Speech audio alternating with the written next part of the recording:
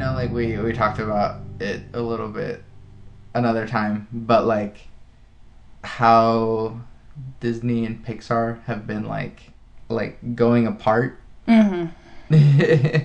And so, because I feel like, what was the last Pixar movie? Good Dinosaur? Yes. Yeah. Zootopia was the one that we went to go see, and that was Disney. Yeah. And so, Zootopia was really, really good. Yes. And it was one of Disney's longest movies, other than Fantasia. Was it the first one or the second? The first one. Okay. But just like, because Zootopia is so good, and like Rich Moore directed it, who also, or he was one of the directors who also did Wreck-It Ralph, which was also so good. That's probably my favorite. Yeah, probably one of my favorite Disney movies. I especially really loved Wreck-It Ralph. From what I felt, it was really unique. Yeah. At the time, because I love the idea of like the point of view of like the characters in a video game, and like I really loved how, you know, they would have like our perspective, like, you know, if we were the actual player, but then like zoom through the screen and then like you see like their world, like as one of the openers. I thought was really cool. And then how hopefully everyone has seen it by now, so hopefully we won't have any spoilers. Oh, it's statute of limitations. If you haven't seen it, there will be spoilers on this podcast. Whatever. So, hey, I'm putting it out there because I know people hate spoilers. But anyway, I loved how, you know, the main villain. No, how all the games, you know, the plug-in is with the power strip or whatever. Like, I really thought that was really clever. How they had the Grand Central Station. Game Central Station. Game Central, yes. Based off of Grand Central. But I really loved that. I thought that was really clever. I know Disney couldn't get, like, a whole lot of characters, but they did really well at getting, like, you know, like Bowser. They had Pac-Man. They had Zangief. Of course, they created their own, but they also had, like, Sonic. They actually talked about characters. Yeah, I mean, they mentioned Mario. Even though he didn't show up. No. But he was talking about. But, like, you know, sort of that same... Obviously not as bad as, like, it was for Who Framed Roger Rabbit, like, actually getting, like, Looney Tunes and, like... And Disney. And Disney, like, getting that to work out. But, like... I'm trying to remember... I guess Disney is the one who actually owned it. What? In the first place? I think Disney was the one that... Roger Rabbit? Was it? I feel like it is. Either way. I could be wrong. It doesn't matter. I know. I'm just trying to think in all the storage in my brain. But... Which side they were on. I mean, at least video game properties aren't as big as, like, obviously, like, Disney... or like Looney Tunes, like Warner Brothers properties are, and so it's probably not as like expensive to license a character rather than like. Well, it might still be expensive, but like, well, considering Who Framed Roger Rabbit, like there was like a lot of time that they had various characters because they were kind of throughout it. Whereas, you know, with Wreck-It Ralph, like.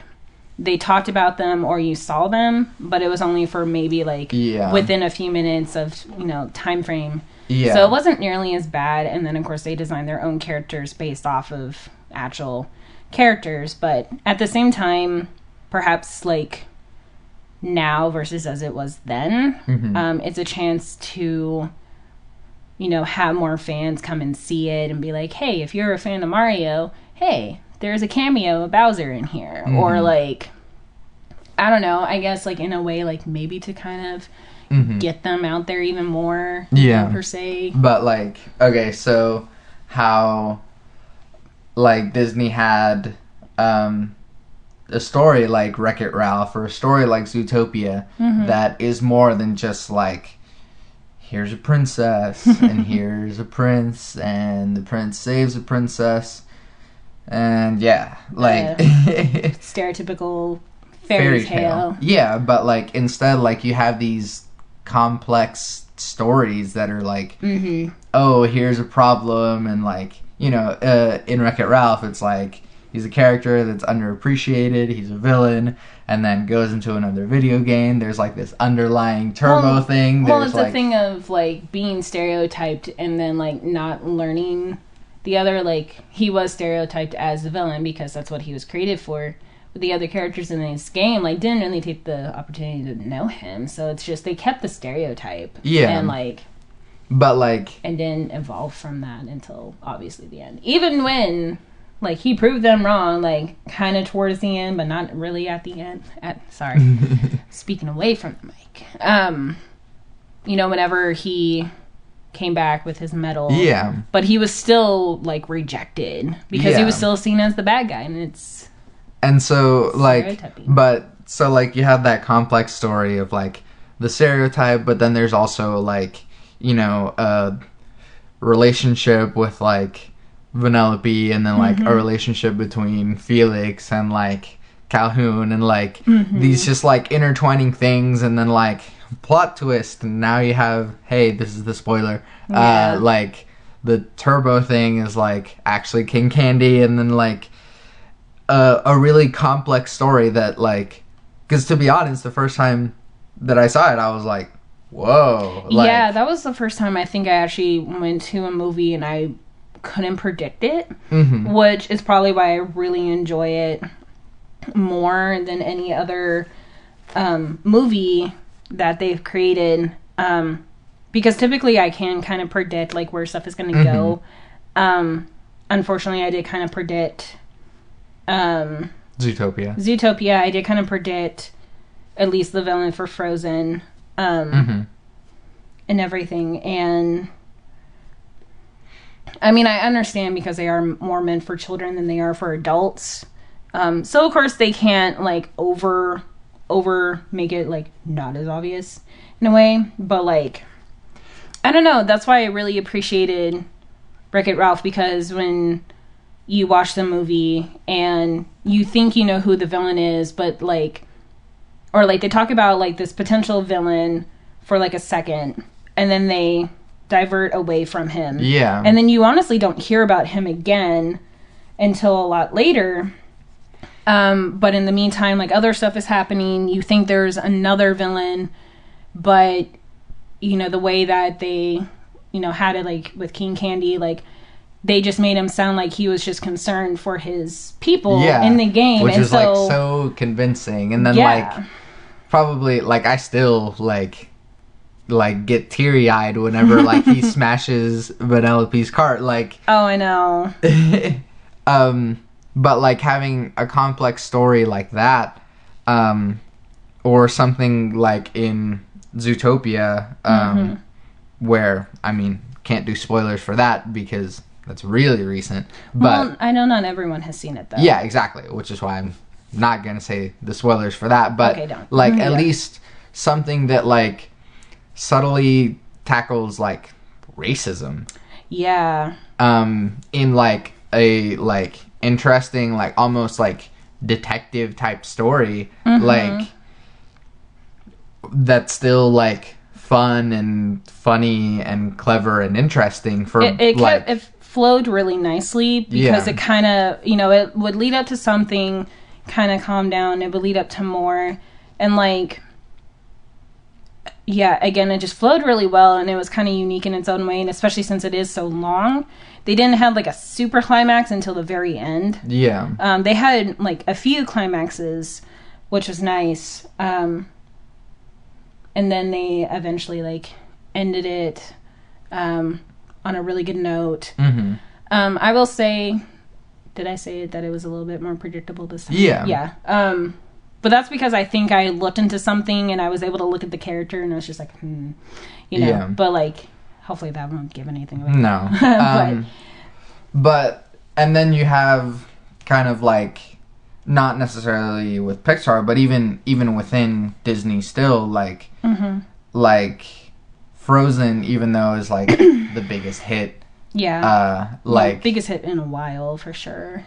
Even though Frozen is like so big, like as far as story and plot goes and like flow and everything, it just felt really like clunky in a way that like the first like half of the movie is a good setup, and then like the rest of it just like falls away really quickly. I mean, I know they have been saying that they've been working on this for a while. You know, at first, like, they had one way that they were going, the creators and the writers there, and then, like, you know, I think I feel like somewhere I read that it, you know, just took them years before they finally settled on something that they really liked. Mm-hmm. And I know everyone's, like, heard all the things and all the opinions of these, so I'm sorry, you're going to probably hear another one. Not probably, you are.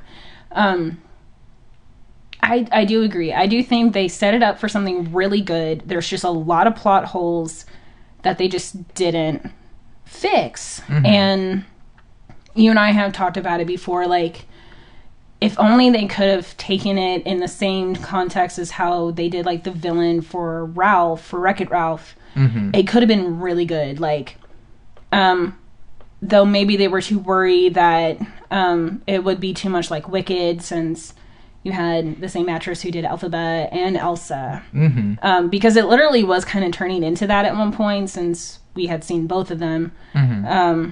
You know, the one character who has like this, you know, this dark power or whatever. Well, dark power or something you can't understand or unexplainable. That's what I was trying to think of.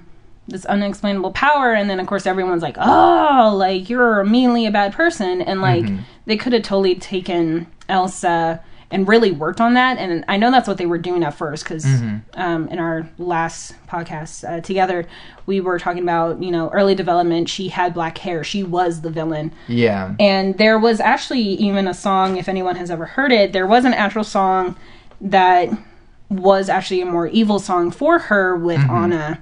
It's on the soundtrack, mm-hmm. the extended one. Because there's a song, you know, whenever they had their big reprise mashup in the movie, mm-hmm. When they're talking about... When they're arguing. Yeah. It might have been supposed to be during that point that this first song came in, mm-hmm. and that's when it actually turned, and Anna was trying to help her and bring her back, but then she like said the wrong thing, and that caused Elsa to like actually start turning evil. Yeah. Which I'm like, that could have been so cool. Yeah. You know, it would have been really cool to see her actually kind of commit to it mm-hmm. in a way, like to kind of accept, like, well, I mean, she did accept that she had these powers, but like to kind of still turn evil, kind of like how Elphaba did, and just be like, this is what people are labeling me as, so I'm going to roll with it. But I guess at the same time, I understand if Disney didn't want to, because they're like, we don't want that to be an example for children, especially young girls, because everyone looks up to Elsa. Like, out of the two, Elsa's definitely the bigger one. But even still, like, they could have made it to where, like, oh, look, Elsa's the villain, like, villain. Yeah. And so,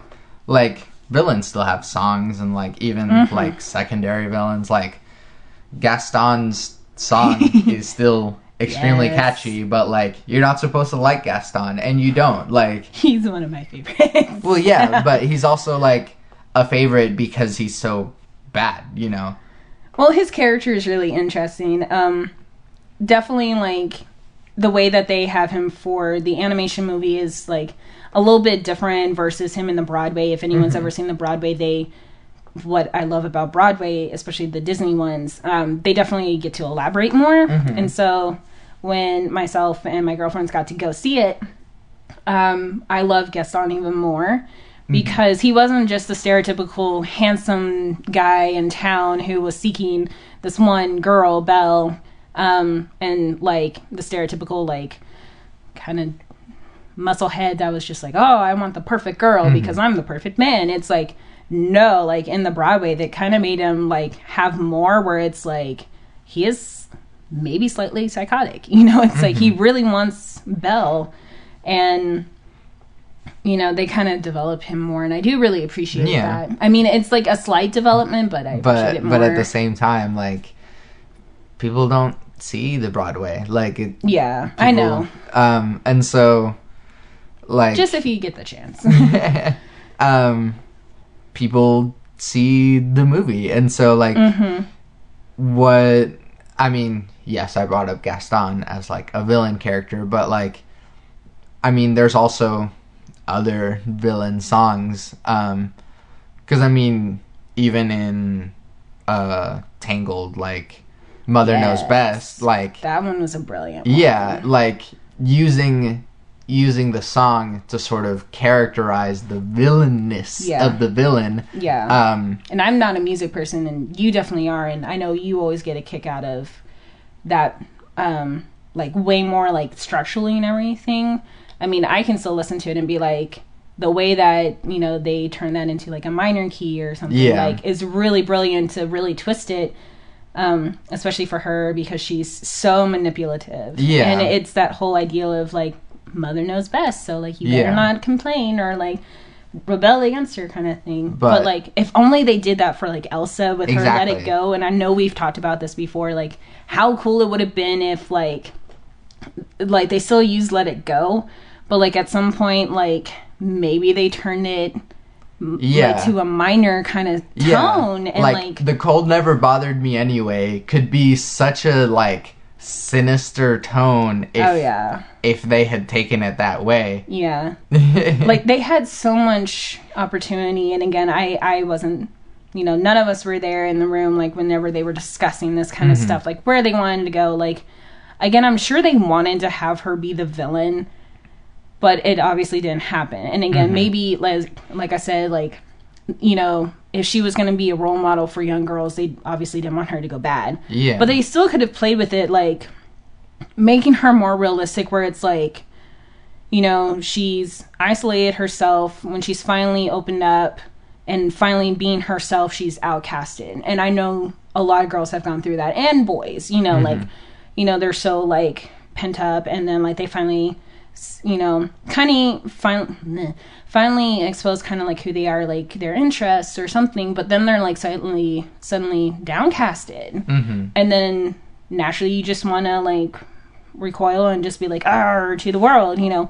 And I know, like, there's a lot of people that really believe that the Let It Go song is, like, kind of a song for people to come out and say, like, I'm gay, you know. Like, I've heard that theory. Do I 100% believe in it? I don't know. But if you want that to be kind of your song, I mean, cool. Like, you know, you feel that for a reason, and so I get it, you know. It still would have been really interesting if they turned it and then they made her kind of go darker, but only to bring her back later.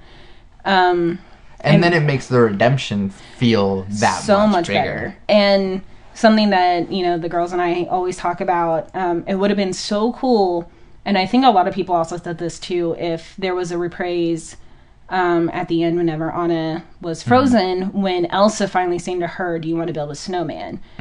And fingers crossed that, you know, they've been talking about having it be a Broadway show next, because unfortunately Beauty and the Beast is no longer going to be showing anymore after this year. So that might mean that they're going to be making room for new shows, so probably Frozen, especially since that's been out on the table. Hopefully they'll add more reprises, since they've been doing that before.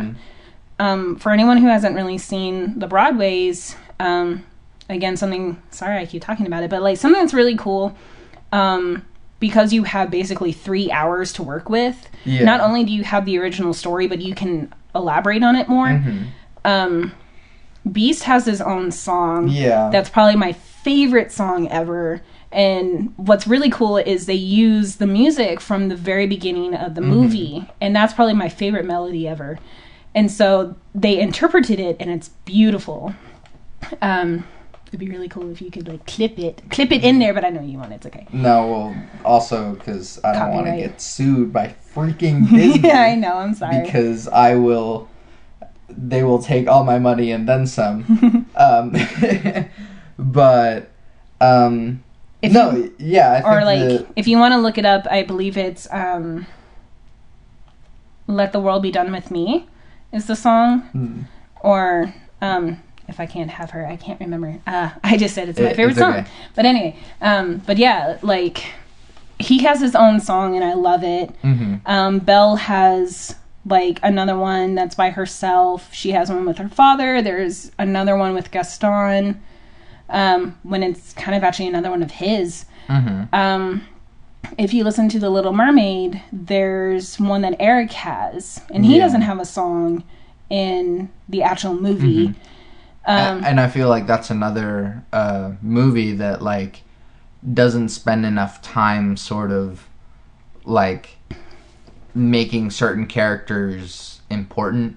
Like, how so? Well, kind of how Eric sort of comes off as just like, again, like just that prince character that's just like, I'm here to save the day. Well, and the whole movie is about getting to him, but not really why him, you know? Yeah, well, I know you have told me that all the Disney princes are kind of the same. All the princes are the same. Okay, let's be fair. At least like the older ones were until Aladdin, I would say, because then from then on, at least like the princes actually had like an actual part per se. Eric was kind of getting there too. Eric came before, I believe. So like before, it was just the prince that came to rescue the damsel in distress kind of thing. You know, you had literally the one prince from Snow White, which is a creeper. Let me just say, I'm sorry. Like, yes. You had Cinderella's prince. I love the I think it's like a Tumblr meme or something where it's like labeling each prince, and he was the one looking for a trophy wife, which is kind of true. That's not Disney's fault. That's just the story of Cinderella. But I know it's also to like, you know, marriage and stuff, whatever. Let's see. You had Philip, who was kind of also a creeper for Aurora, Sleeping Beauty. Who was also like 16. She was 16. He was at least 18. I know the ages are always kind of weird. Oh, yeah. I think the two biggest gaps were Snow White, who was 14, and then her prince, which was at least like 18. Yeah. And then Rapunzel, who's 18, and then they said that Flynn was like 26. Yeah, but maybe I guess by younger. Today's standards, it's more okay because, one, they're both adults. Yeah. But she's legal. Yeah. Maybe he's like 24, 26, somewhere in there. I know he's like obviously older than her. But it works because, I mean, I didn't think about it right away whenever I saw it, but then when I actually read it somewhere and I was like, okay, well, I'm not too worried about this. But you see the ages and you're like, that's fine. Yeah. But if you see like Snow White and her prince, it's like she is a child. Yeah. That is not okay. But anyways, to go back, like... But it's okay, because my theory... Sorry, I had to say this. I feel like maybe in the end, she died anyway, because whose castle is up in the clouds? Let's just be honest. Like, I don't know. I could be really reading into it, but I thought about it much later as I grew up. I was like, you know... Maybe they were... It's super high on like a mountain somewhere. Maybe it was Ba Sing Se. Or a castle in the sky. I don't know.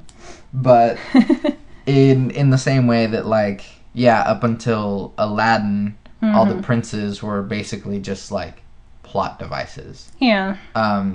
In that, like... But I mean, that was kind of just how it was. I mean, I know that's when Walt was obviously more involved because he was around then, but I mean...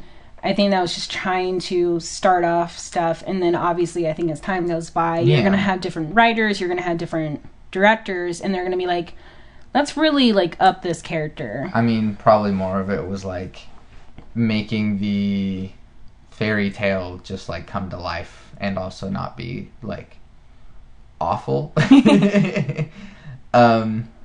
'Cause like the Grimm's fairy tales obviously are like way more brutal, so like I'm sure more of the intent was like just make this like magical story still be more of a magical story without being well, as I said, like again, kind of sugar coating things. I mean, yes, it's true, but I don't mind it. I mean, especially if you're going to be having children watch this, you kind of want something good. Yeah. You don't want to hear about stepsisters cutting off their toes or their heels to fit into a glass slipper. Yeah. Only to end up having their eyes pecked out by birds, you know. Because that's what happened in the Grimm's fairy tales. But, like, even once you get into, like, Frozen now, like, like, male characters were also just plot devices. Yeah, unfortunately. I mean, I do love Kristoff and I love Hans.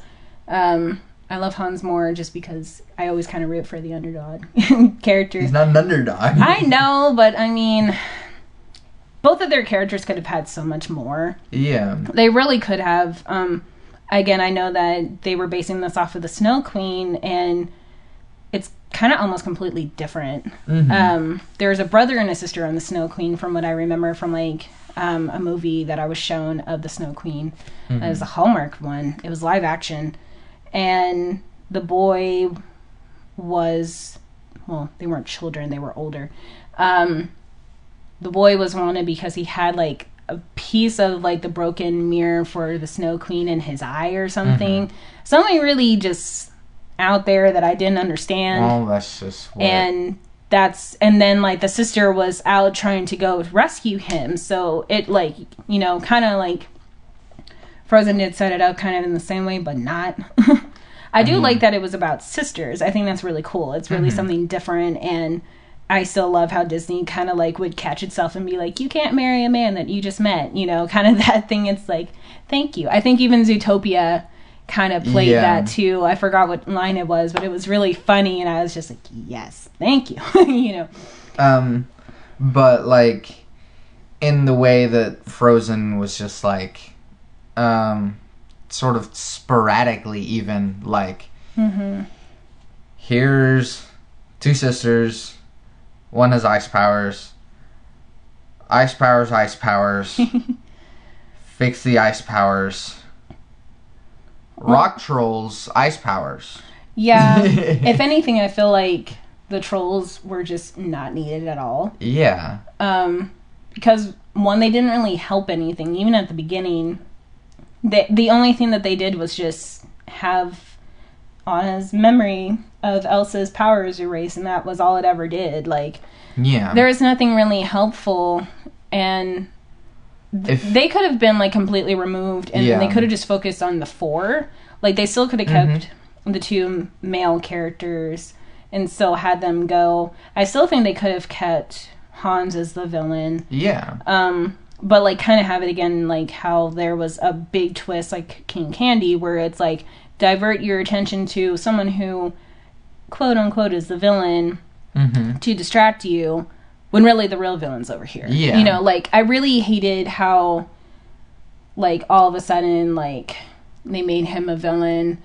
I know there's theories out there where people have, like, jokingly said, oh, the trolls were the ones that, like, put powers on him, saying, like, you know, when they sang the song, they made him evil so Anna could be with Kristoff because they liked the two of them together. Or the more obvious one is he came in there premeditated, being like, I'm going to... wed my way into it and blah blah blah. So I mean, but okay, so the more I think about it, the more I'm like, no, it's a premeditated kind of character. I do kind of think that the trolls were just kind of more of like, you know, since they were working on Frozen for a long time, like they had like just this bowl of ideas that were like 70% finished.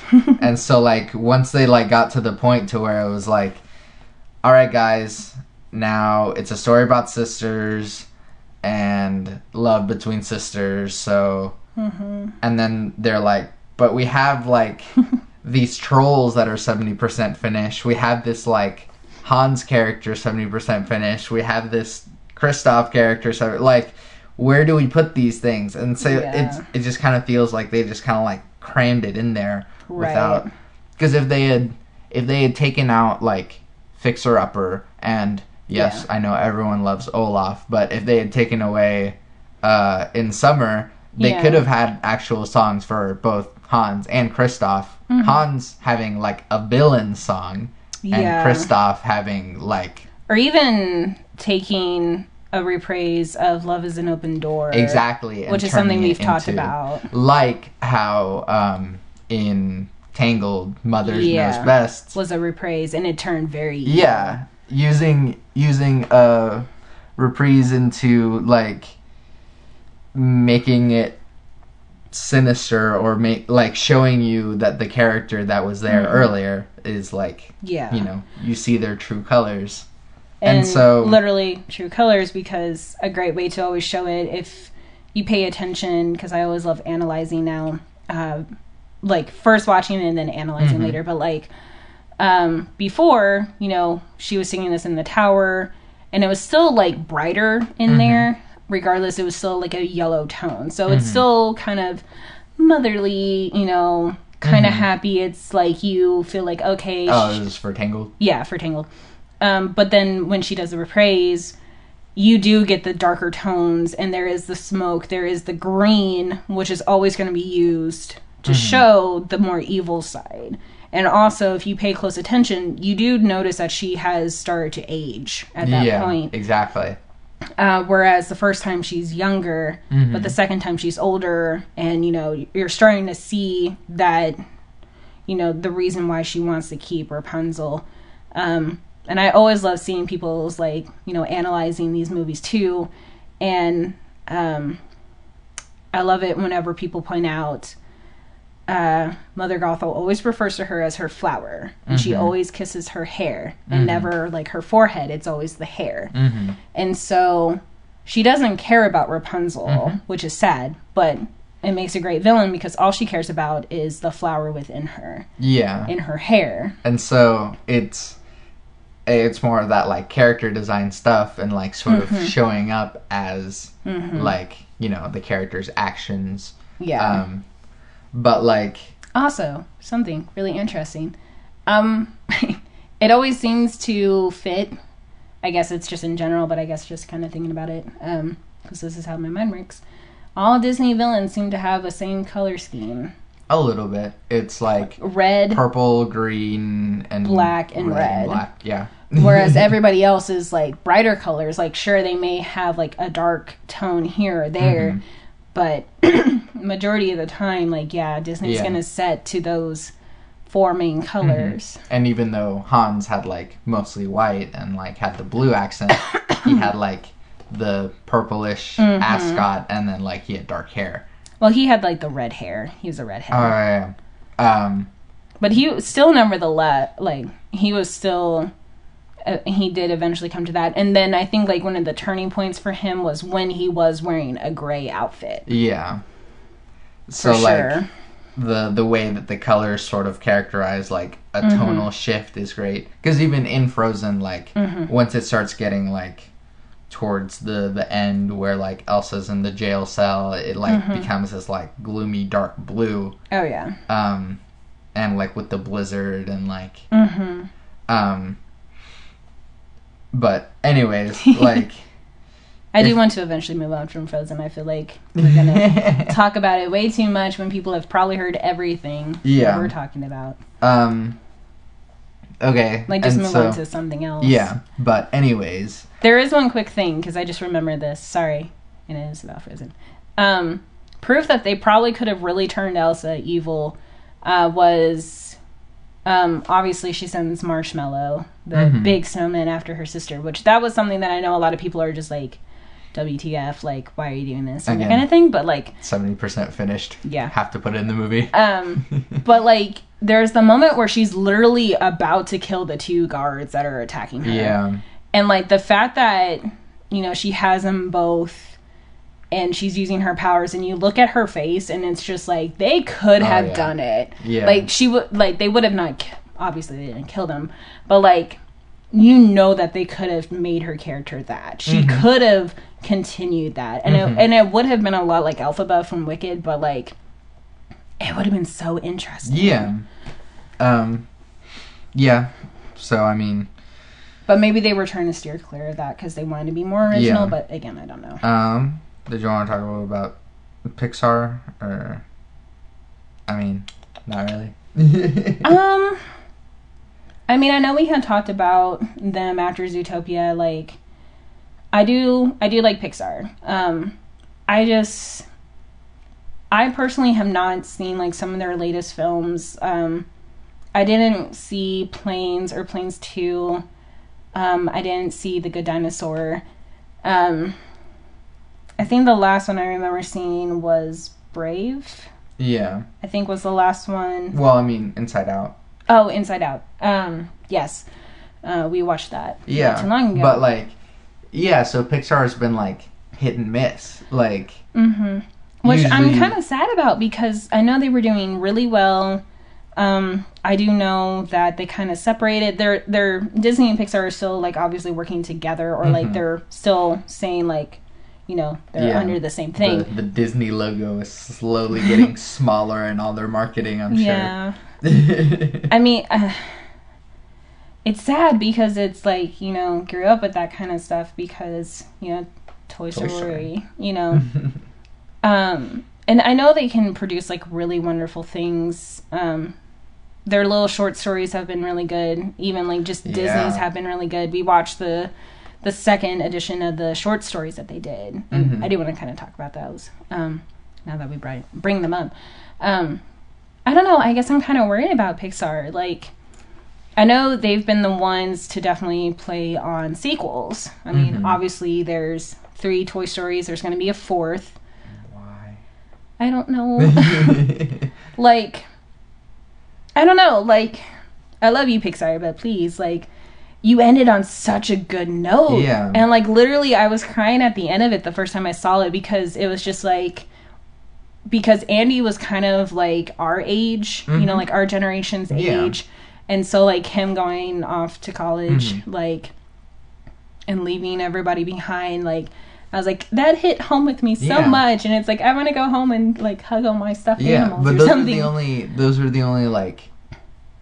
Pixar and even just Disney sequels that have worked. That like out of all of the Disney and Pixar sequels, like Toy Story is really the only one that like has actually like succeeded in that way because like Lion King 2 was actually really good.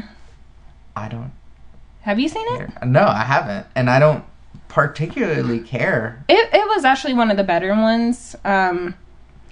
Me personally, I feel like that one was actually pretty good just because you got to kind of see like another side of it. It was interesting. I thought like Lion King 1.5 and it just focused on Timon and Pumbaa was really interesting. It was funny, but still not necessary. No, the animation was a lot better than like the most sequels. Most sequels, I think that's the other thing is like I understand they can't budget the same animation as they did with the first one, so at that point I am kind of like, why do you do it? But but if it's to create jobs, I get it. So I mean, I can't be mad at them. But like, how many Aladdins are there? 4? Aren't there 4? No, I think there's just 3. Oh, okay. Because there's 3 and then the show. Yeah, the TV show, which I grew up on that wasn't so bad because I remember some good episodes. Yeah. So there was Return of Jafar, which is the second one, and then and the King of Thieves, which was focusing on Aladdin's dad. Surprise. Which was, at that point, like, why? But the animation was still just as bad. So it's just kind of like, They also had like Beauty and the Beast sequels. Those were bad. They also had they had potential. It's just again like. The artwork. Yeah. And I'm like, Disney, I know you can do so much better. Tarzan and Jane. Oh, Lord. There was 2 for that one as well. There was a prequel and a sequel. And then there was the TV show, which that one was okay. There's 2 Cinderellas. There's one that... Isn't there like... There's 2 more. There's the one that happens kind of like right after, and it's like Cinderella, like kind of... You know, settling in as princess, and then there's the third one, which is my favorite of the 2 that came after, which is like basically like time travel, which is it's only with godmother's wand, where you finally get to see how truly evil like stepmother really is, and she's like, I'm going to ruin Cinderella, kind of thing, which I thought was interesting. But still, more stuff that isn't necessy. Little Mermaid 2 was interesting. That's the one a lot of people don't realize happens. The only Disney princess with a kid. Yeah.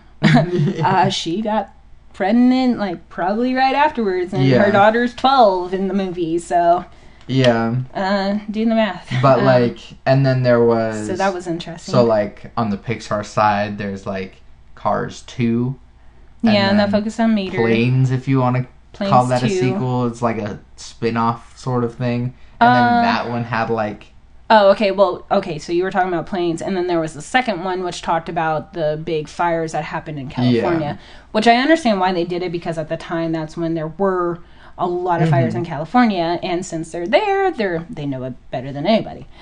But honestly, like, why even? I do get that if they're trying to target, like, obviously the boys, because Disney has been kind of more lenient for girl audiences, because you had the more princesses. Yeah. I mean, you do have, like, Hercules, you have Aladdin, you have Peter Pan. You had Tarzan as, like, more male. Peter Pan also had a sequel. That one wasn't too bad. That one focused on Jane. That one wasn't too bad, actually. But, like, because as much as I love Tangled, and as much as I love Princess and the Frog, and like, if they could make like the same quality of movie for a sequel of those, that would be great. Yeah. But I know that they won't. No. And so I don't want them to touch it. No, the only like sequel that they've done is the little short of the marriage for Tangled. Yeah. And that one was actually fine. Yeah. It was fun. It was short. It was to the point. I don't think they need to elaborate any more on it. They need to just not touch it. They're Frozen, but I think they've been saying like maybe a sequel. Making a Frozen 2, I think.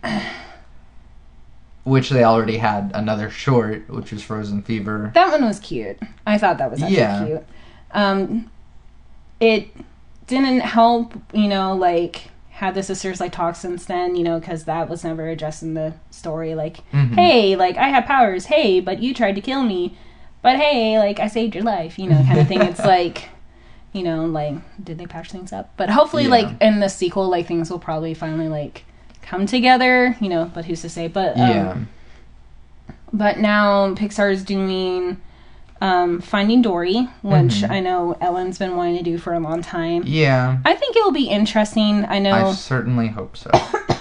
I know from people I've heard, they're either for Finding Nemo or they're kind of just like, I don't care. Yeah.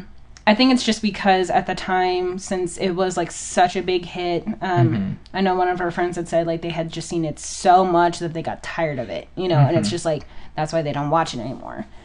Because it was literally everywhere. And so I think they'll do fine with it. I think it's still going to be a really fun story. I'm so happy there is like a whale shark in it, and she's Dory's friend. So I'm just like, yes, because I love those things. And then I have no idea what Toy Story 4 is going to be about. Yeah. I know they've been doing like the little snippets and shorts, which have been great. Like, I love the one with Trixie during Christmas when her. I haven't seen that one. It's so good. I love it. It's really cute, and just also because Kristen Shaw. I love her. I love her so much after Gravity Falls. So like whenever there's more of her as Trixie, I'm so happy. Yeah. Oh man, do we have time to talk about Gravity Falls? I would be perfectly okay if we just like tabled this whole Pixar discussion just to talk about Gravity Falls. We can't say too much though, because I know not everyone has seen it. We could at least just talk about like the first part and just in general about how good it is. Okay. Just season 1. Yeah. What it's not giving away stuff. Is that what we have talked about, but like the sheer genius that Alex Hirsch is for one to like set up the whole thing and like call back everything else and like all of the secrets and stuff that are in there to actually like fit all the way throughout the show. He was really smart about mapping everything out, and I remember like looking at some of the behind the scenes stuff. Like he literally had on board like episode 1, episode 2, and like what he wanted. Like they didn't have everything out, but like you saw that he had it mapped out and he knew what he wanted. And like I know there's some parts here and there where like I think like a setting didn't match up correctly, or like maybe something was like in the wrong perspective or whatever. Like there's just minor things, and that's just me being nitpicky. But I mean, overall, he did really well to keep it consistent to where there weren't really any plot holes. And I just kind of love how weird it is in general. Like, the really funny like little tidbits that if you go back and the fans can find, and he has even said on the Read Between the Pines, which is like a behind the scenes episode that he did for the finale, or just before the finale, like he was saying how the fans are like way smarter than him. And I'm like, dude, you're just as smart because you're the one who came up with all this stuff. Like, come on. Also, it's not just him, but like he has a great team of people. Oh my god, that, you know, great artists, great voice actors, great everyone who all make the whole thing better. But the second thing that I was gonna say, for a man to truly like set aside like whatever money offers or whatever to just go like, no, this is 2 seasons long and that's it. That's all you're getting. This is how I wanted it to be. And instead of letting it get to the point of like, you know, a never-ending show that lives long enough to hate itself, or like, I'm sorry, like the ones that fall under that category, and I'm sorry if I'm stepping on toes and stuff like that, but I know, but I care because you know, this is what I'm passionate about and what I hope to go into. But like, you know, I grew up with Fairly Odd Parents. I loved it. I loved the characters when they first started out. You know, Wanda and Cosmo were kind of equally like, you know, equal in like their personalities. Like she was still the smarter one, but like he was kind of a dumb stupid, as I always like to say. Like he would be kind of idiotic, but he was kind of smart at the same time, which is really interesting. But then as time grew on, he became dumber and she became more naggy, and then eventually Timmy just didn't have that kind of care as much anymore. He just became a big brat. A little bit. He wasn't as humbled about stuff as much, or at least like the episodes I've seen. And then the show just like... And then they had the seemingly baby. running out of ideas, and it's like, let's add a baby, let's add a dog. And now there's a girl that they share... Timmy shares his... What? It doesn't matter. I can't word. But okay, like, so there's and that. And then there's SpongeBob, and I didn't grow up with that, but you did. Yeah, and so like in SpongeBob, there's an episode where basically Mr. Krabs convinces Plankton to kill himself. I think I remember you telling me about that. That's pretty much a thing. And it's supposed to be funny, and it isn't, and it's real bad. Yeah, I like. I understand that they're wanting to keep it, but now I just feel like there's stuff where it's just getting like too weird, even for SpongeBob. I mean, there's like the Batman quote? You either live long enough to be, or you either die a hero or live long enough to see yourself become the villain. Yeah, like that's kind of what happens to a lot of these shows, is that like they start out really well and it's like, well, even like, I'm sorry, but Big Bang Theory, like I love that show, and I know that was kind of like one of the really big things for people, like if you weren't a nerd but you watched it, like you called yourself a nerd, and you know, all that kind of stuff, or like, you know, people hate it because it's like, oh, that's not true, or like you can relate to it. I really liked it because I thought it was very different, because as we all know, nerds were always looked down upon, you know, they were always made fun of. And here's a show literally about 4 nerds. And then, of course, one of them gets the hot girl and all that kind of stuff. And cool. Okay, hot girls. Yeah, Bernadette. And I know, you know, 3 of the 4 of them, you know, obviously had sex a lot and everything, And then you had Sheldon, and I really enjoyed Sheldon because I thought he was really different. I really liked how they made him, you know, still focus on, you know, what he was passionate about, which is science and, you know, figuring out everything. And even though they brought Amy Farrah Fowler in, and, you know, they kind of kept playing with her character a lot, which, you know, they did a lot with a few of the characters, but primarily her, because she came in, she was kind of like how Sheldon was when he first came in. Then they made her kind of bisexual. Well, not kind of. They did play with the idea of bisexual with Penny. Then they made it to where she was so, like, crazy about having sex with Sheldon. And then it never happened. And then finally, sorry, spoilers, but, like, they finally had her and Sheldon finally, like, kiss for the first time. And then you slowly start seeing their development. Yeah. And supposedly it's, like, been 5 years in the show and they still haven't had sex. Well, apparently there's a moment where I think it's, like, season 7 was where she just, like, decided to leave. I think it was 7. It was the more recent one or something. I mean, regardless of... But, like, they completely changed him because they wanted to just keep that stereotype. Yeah. And I'm like...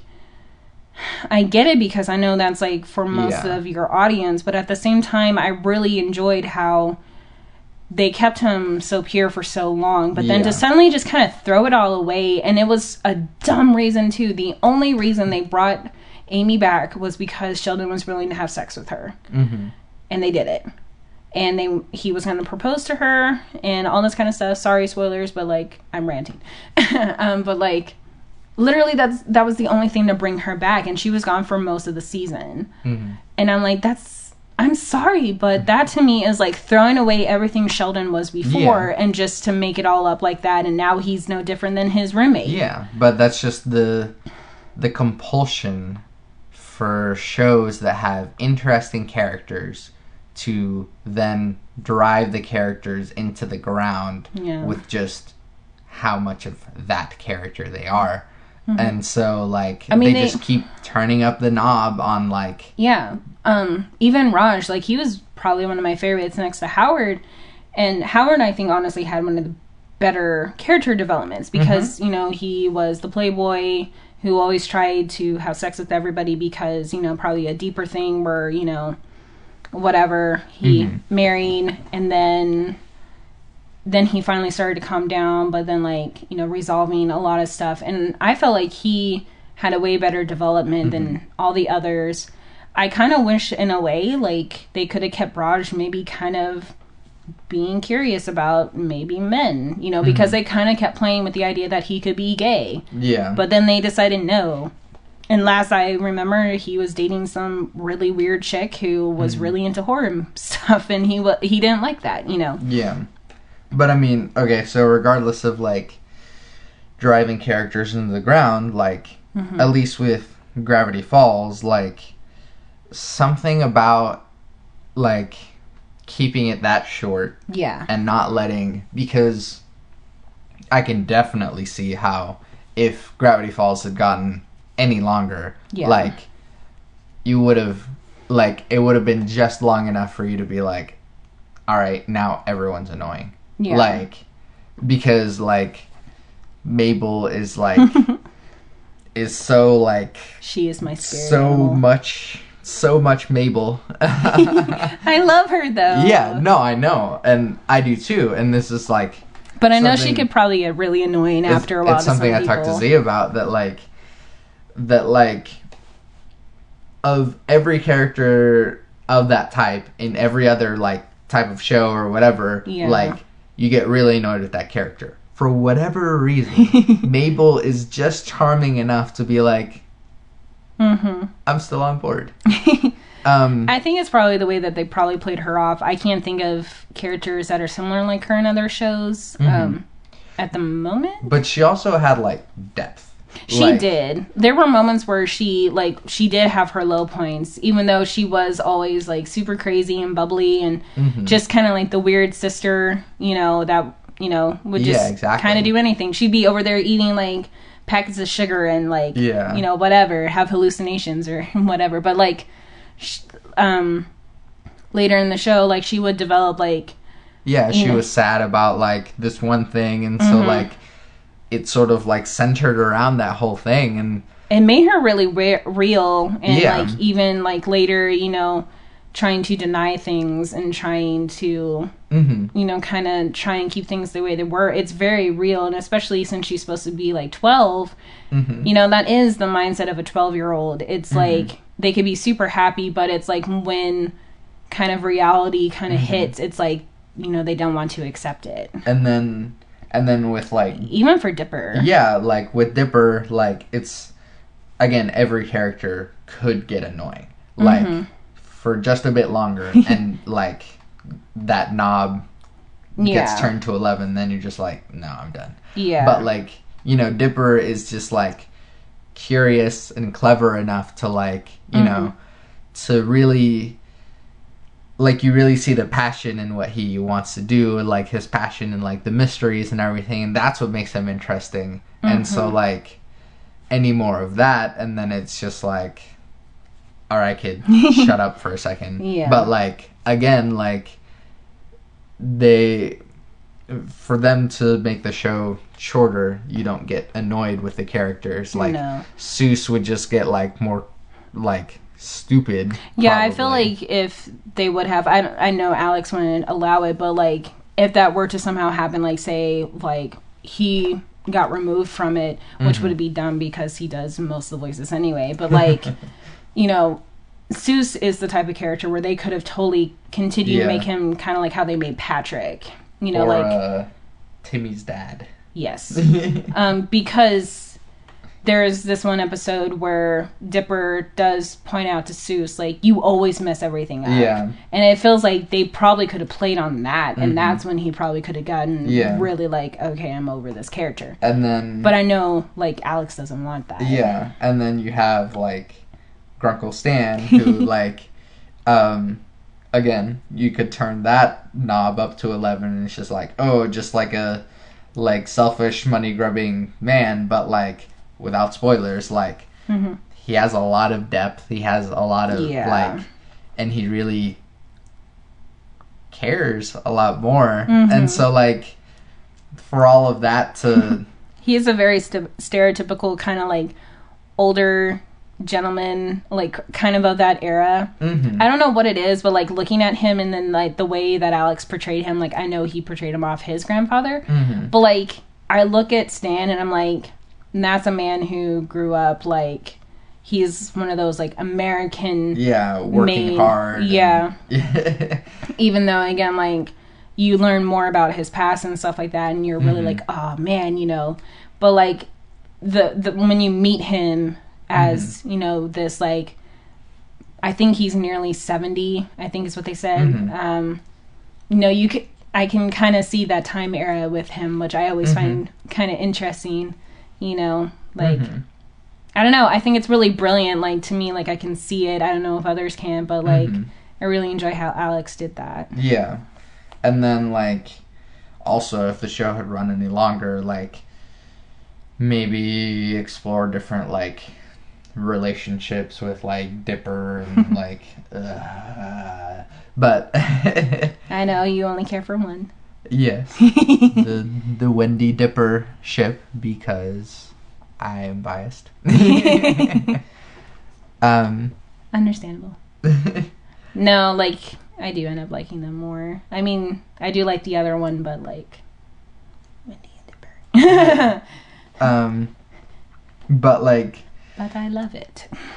Sorry. Just, like, the show being so brilliant in that, like... It has mystery, and it has, like, plot twists, and, like... And it's just really different. Like, I don't think I've ever seen anything like it. And just, like, all of your expectations can just, like, go out the window just because, like... Just so much happens that it's just, like, I didn't even think that, like... Or what you think would happen, like, it doesn't happen. Yeah. And I'm not the only one. There's a moment. It's not really spoiling anything, but it's kind of like a flashback for Mabel and Dipper. It's where she has the gum in her hair, and like it's on picture day or something, and like she's like crying to Dipper, and he has a hat on, and I think I said it too. I was like, just give her the hat, and he doesn't, and it's like, and he does the other thing, and so it's just like, because I found someone who did a drawing of that where it was like the reaction watching it, and they said the same thing, and they did the exact same thing, like reaction. I was like, this person gets me. So I was like, yes. But yeah, like, I'm really glad that Alex just kept it to the one summer, which is what he said in Between the Pines, is it's only meant for one summer, and a summer is only literally like 3 months. So honestly, like, I think he pushed it because the show, it dates to like literally end of August. And normally most schools like start in August. So I mean, they kind of pushed it, but I get it. But they did really well about keeping to it. I guess you could say, since there's 40 episodes, that could be like the 40 plus days. So that should probably cover like every day of the summer, at least. And you get to see like the like in between stuff and like the short episodes. Yes, I think one of my favorite ones is the one with the mailbox. Because that's also when I just want to like facepalm with Mabel at the end. It's like, honey, I just want to hold you because stop. What is your favorite episode? I was actually thinking about this like today or yesterday. I definitely think my favorite one is Seuss and the Real Girl. It's in season 2, just because I keep watching it over and over again and I don't get tired of it. I think it's just really clever. And it's just hilarious to me because it has like a relationship spin. It's a relationship spin, 2 different aspects of it. Obviously it focuses on Seuss. And Seuss is supposed to be like I assume he's about 22, so he's like, you know, our generation's age, so like you know, we could probably relate to him a little bit more. And so I think it's just really interesting how they did it, and like the different points throughout it. It's really funny. And I applaud Alex so much. Oh my gosh. Literally, this man, I don't know if too many people know about this, but he's, I think, anywhere from 27 to 29. So he's young. He's only a little bit older than I am, and he started at my age that I am now. And literally, like, from what I heard, Disney came to him because he's worked on stuff on like Disney XD. He was working on Fish Hooks. He plays Clamantha, which is this clam who sounds like the Hand Witch. So it's hilarious because like one night I was like, hey, this is on, and then I was like, okay, where's Alex? And so I looked it up and I was like, hey. But literally, like, I think like they came to him and they were just like, hey, we need a story. Give us a story. And I think he was just like, boy, do I have a story for you. Well, I think it was that, but I think it was also just like, okay, like, what can I give them? And so like he basically like gave them like the story about him. And for anyone who doesn't know, like, Dipper and Mabel are based off of him and his twin sister Ariel. And then Stan is based off of his grandfather Stan. And then in Between the Pines, he explains like Seuss is based off of like one of the employees.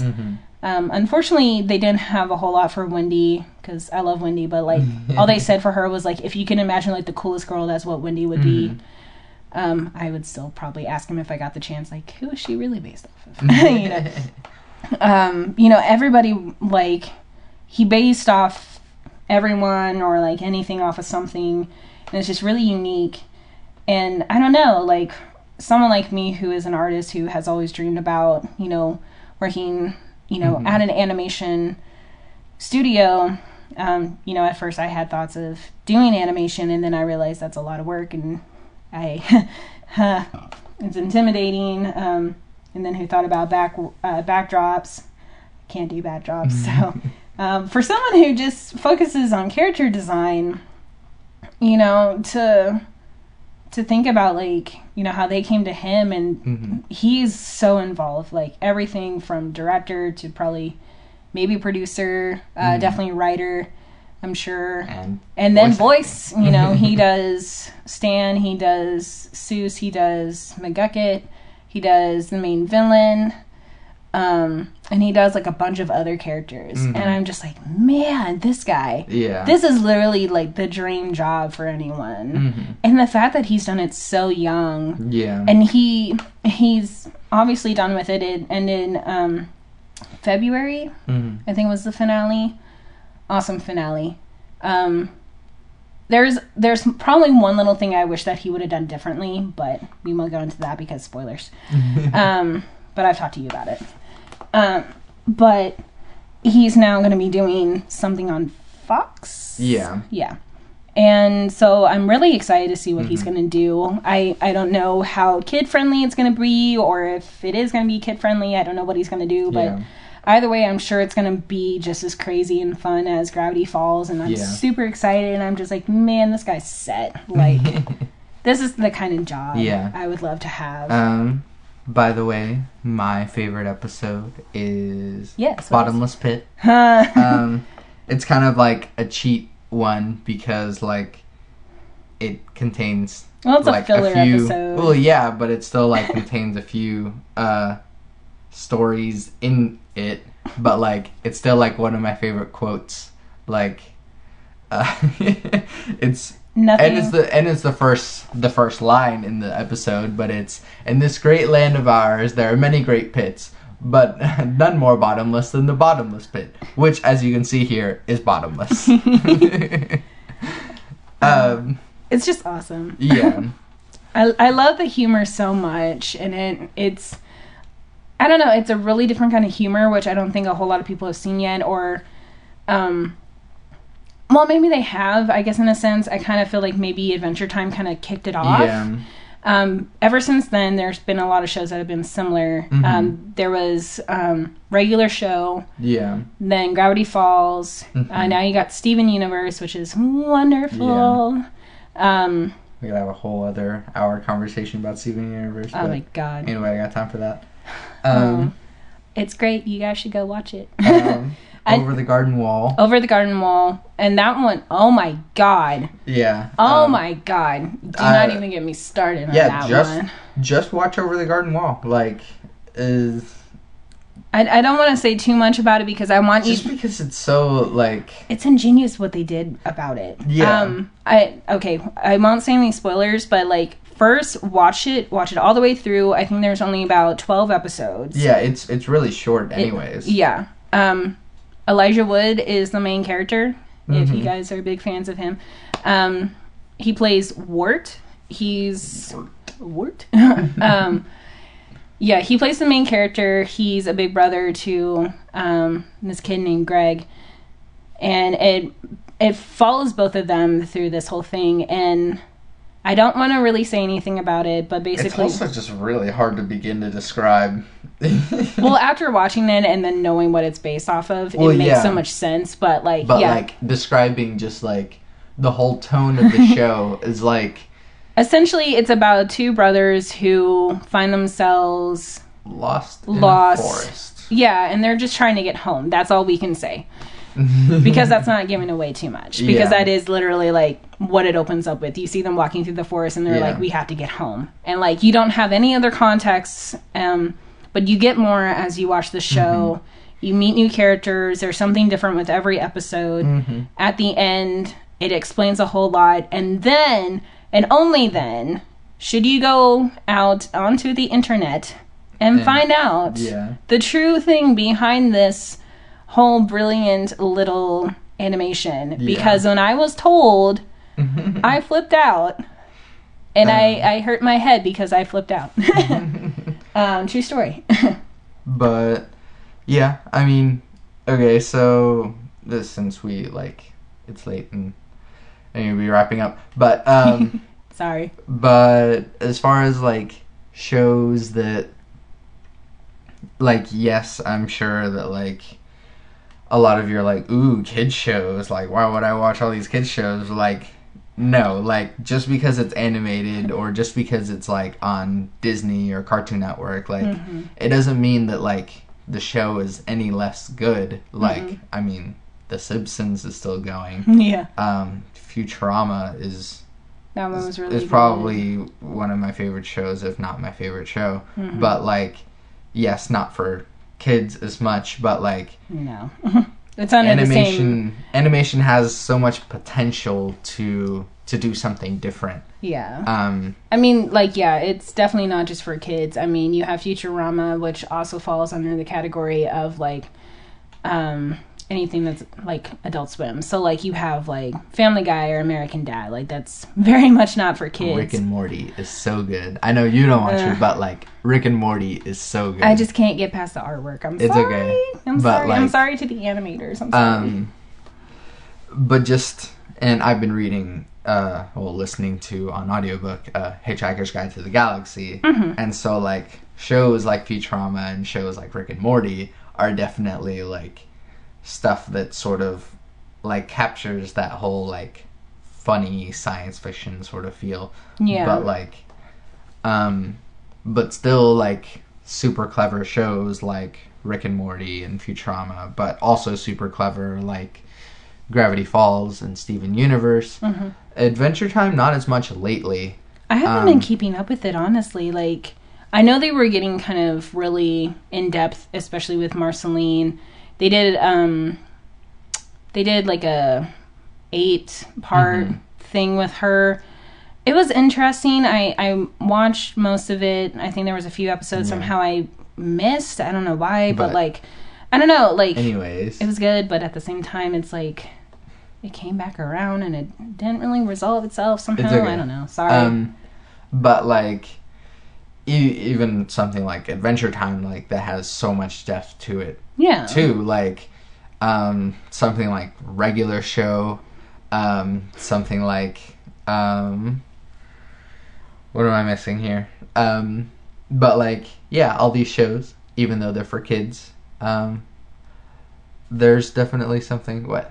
I was gonna say, especially for like Steven Universe, I think it's really interesting how now with cartoons, as I said, they're not just for children, they're for adults, but I guess in a good way, it is for children. The Steven Universe, it is obviously focusing on kind of a lesbian relationship with some of the characters. Mm-hmm. There's the characters called the Crystal Gems that Rebecca Sugar created. Mm-hmm. It's a really wonderful show. I love it. It's up there with Gravity Falls. And also... but, like, it's really interesting because season 1, they didn't really have that as much. It was very undertone, and it wasn't until, like, the later... like halfway through and on up into season 2 that they're still working on now, they definitely obviously had that because the Crystal Gems, well, that's just a small group, but the Gems as a whole is kind of like an alien race that you'll find out. Yeah. But they're only female. Yeah. And so it's really interesting how, like, I feel like personally she's doing this in a very interesting way, especially since, you know, the equal rights or with, like, equal marriages and stuff like that. I think it's really interesting how she's playing on that, especially now. But so it's kind of warming children up to that kind of idea, stuff like that. And then if you want to even go back and watch like Avatar: The Last Airbender or like now Legend of Korra, like all these shows that like are really smart, have really like subversive stuff that they're saying. I mean, Legend of Korra had like some of the most like in-depth like villains that were so historically relevant. Yeah, it's I don't know about season 2 as much, but definitely season 3, or season 1, season 3, and season 4 definitely had some pretty big historical kind of based villains. I say 2 not so much because that seemed just a very general, like the villain was power crazy, you know, kind of thing, but we won't go but yeah, like just even animation. For something that was only supposed to be season, like a single season, the villains I thought were really But wonderful. This is all just Sorry. to wrap up and say that, like, just because it's animated or seemingly for kids doesn't mean that, like, there isn't something in it for you. Like, still definitely go and see Disney movies. Go see Pixar movies. Zootopia was very, very good. I'm sure Moana will be very, very good. I'm so excited. Like, there's so much really, like, quality stuff, rather than just kind of some of the, no offense to some shows, but, like, kind of garbage that is just kind of spewed out nowadays. Like, and so there's definitely whole worlds that are rich in information that you could definitely get into. So, high quality stuff that eventually Sable is going to work on and draw for. Keep your fingers crossed. No, she is definitely going to work for, because they need you. They need you. I don't know about that. I still have I have a long way to go. At which point you can find Sable's art at on my Instagram. If you just look up Painted Crow, CROW _artistry, you'll find me. You'll see most of my artwork. There's a lot of sketches right now. I don't have too many of my digital stuff up yet. But as I progress on, I will have a link in that bio to my Facebook, where you'll find more of my photography as well. And then hopefully to my Behance, which I need to update. Yeah. That's the definite site where you'll find a lot of my artwork. And then there's also Solstice Cosplay that we are both a part of. Yeah.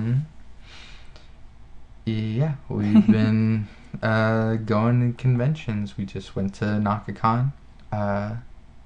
Isn't our cover photo the sailor picture now? No, it's still kind of the I guess you could say kind of logo for right now. Yeah. We haven't really worked on it. It's fine.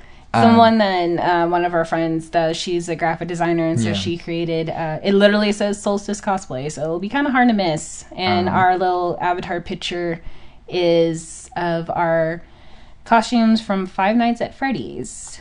Yeah. So, yeah, look for the profile picture of me very, very terrified. And then there's me, but you're already listening to me. Also, train of thought, I am hoping to have the rest of Solstice on this podcast. And so keep an ear out for, the rest of Solstice. At least least two other members. Yeah, at least the main central members of Solstice. There's only 4. But we have others, but only if they're able to come on. But yeah, so look at Sable's art, listen to my music, and love never fails. It's going to be okay. I might be wrong. Thanks for listening. Bye.